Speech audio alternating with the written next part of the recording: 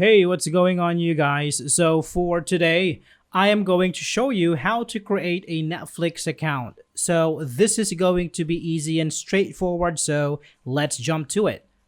So, first, go to netflix.com on your browser and click on Try 30 Days Free. On the next window, click on See the Plans. Now here, you are going to choose from three different plans. So you have basic, standard, and premium. But since this is a 30-day free offer, we might want to choose premium. Click on continue and click continue again. So in this window is where you create your account. So provide your email address and create a password for this. And once you're done, click on continue. Next, set up your payment option. So here you can use your bank cards or you can also use PayPal. So in this video, let's use PayPal for the payment. Click on continue to PayPal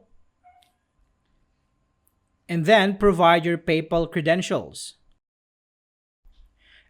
After you verify your PayPal account, click on agree and continue. Now your Netflix account is ready.